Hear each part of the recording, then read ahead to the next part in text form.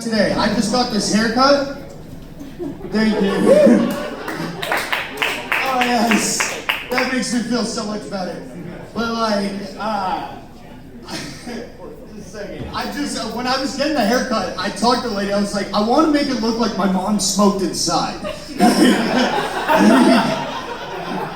you do that for me? And she nailed it. No reference photo at all. I was like, can you make me look good with a metal detector?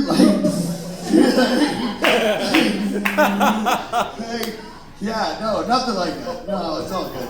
All right. So I knew I'd be different growing up from the rest of the kids when my dad got me scratch tickets for my birthday. He said, maybe you could win a birthday present.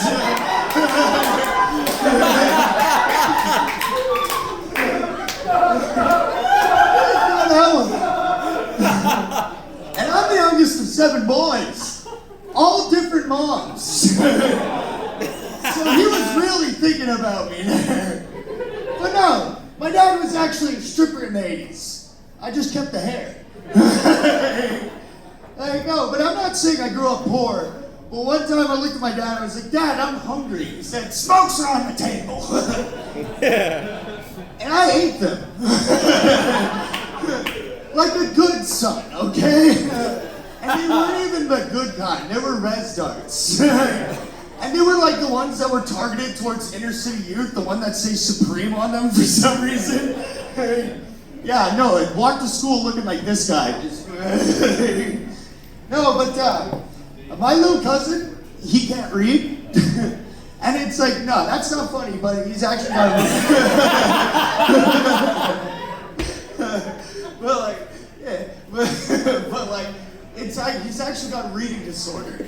And I didn't know this, and I asked him, I was like, dude, why don't you want to read? And he looks at me and goes, once you start, you can't stop. It's like, what are we going to tell him he's wrong? Literacy's a trap. This kid lives off vibes.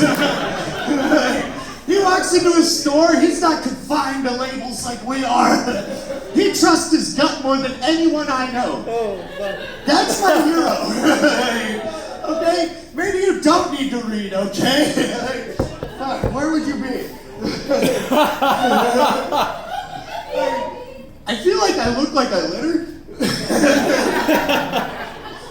I don't like that. I think it's a haircut. But like, I don't know. I don't like littering, but when I throw a cigarette butt on the ground, I feel like a badass. You know, don't condone littering, but that's the one time I feel like it's cool.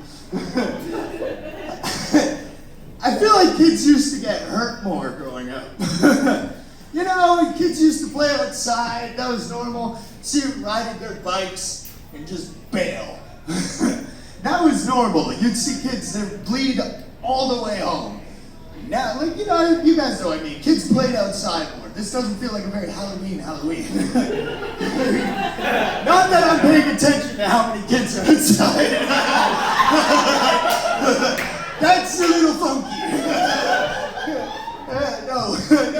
But like, no, I feel like kids play outside more, you know? But like, I still see blood on the ground in the city, but I'm a fucking optimist. I see blood on the ground and I go, I hope that's kids' blood.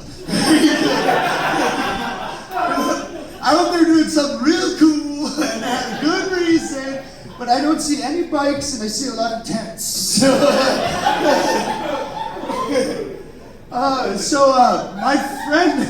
My friend just came out to me as autistic, which I didn't know that's how we do it now. So it's like, okay, we're coming out. Okay, cool. But I don't think I had the best reaction. Because when my gay friend came out to me, I didn't ask him to prove it. Name 150 dicks, go. No. I said, name 150 Pokemon, go. Not a single problem. I feel like tornadoes are white people's storms. Because if someone ever said white people don't have culture, look at a tornado. It's flying up in the sky right there. Like, there goes my name brand jacuzzi. It's always something stupid expensive they have in their yard. My jacuzzi. You know, Yeah, my outdoor wrestling rink. What the hell? There goes my cow. Like, there goes my 7th son. Anyway, that's my time, guys. I'm such a guy. Bunch of Kelly, everybody. What a head of hair on the kid. Holy hell. Imagine having such a nice hairline, you can just have a novelty haircut. That's crazy to me. All right, we got a couple left for you. The next guy is new to the scene, but he's very funny. Give it up for Nathan Ostimus.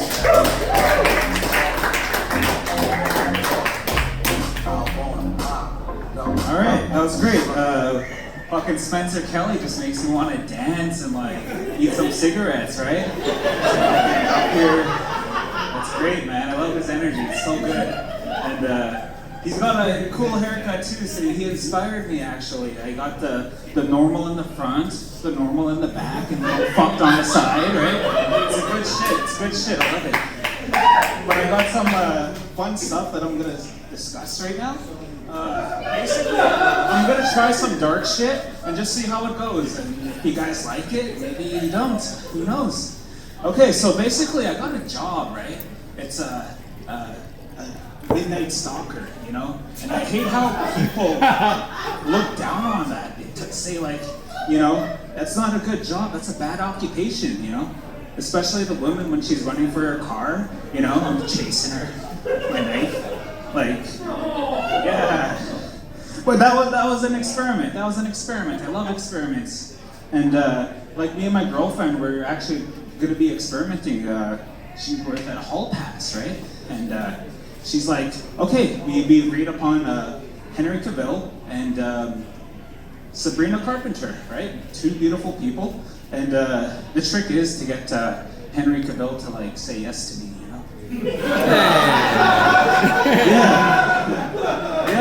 And I should have done some introductions here. Like, my name's Nathan Ostimus, and I'm a Winnipeg Stockholm Syndrome survivor. And you know, someone mentioned earlier Portage Place is closed down, and I'm pretty traumatized by that. You know, it's deeply rooted in my blood. You know, as a kid, just drank some like Pepsi at the time before I got diabetes. So, yeah, my dream is actually to like perform at the Northern Hotel down the road. Yeah, you know, before my dreams are cut short, right about there. Yeah. What else? What else do you got? Someone mentioned security guards, and you know, for whatever reason, do you just imagine an Indian guy? There's one. Take that. Yes. Also, another thing about Winnipeg Stockholm Syndrome, like every bar you go to, there's like just a Narcan kit like by the bar, you know? If you pay attention, you'll see shit. But yeah, that's great. I got a couple smiles. Like, I hope you have your teeth. Still right? Yeah. You ever go to the dentist?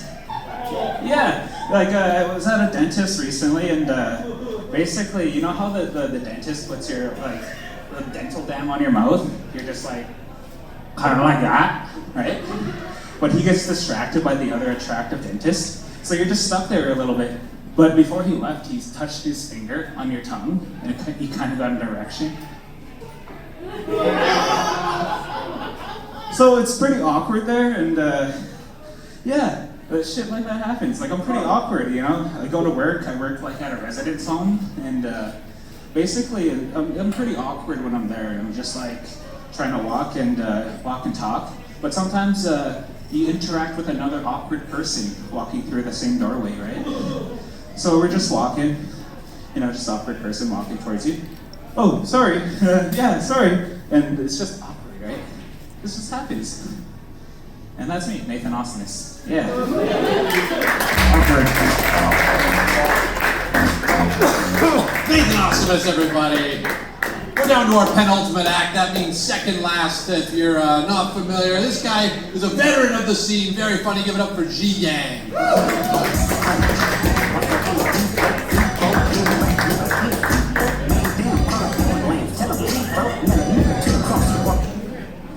All right, so when I walked in here, I'm sure you noticed the red leather jacket. One of the guys was like, bro, you look like the Kung Fu edition of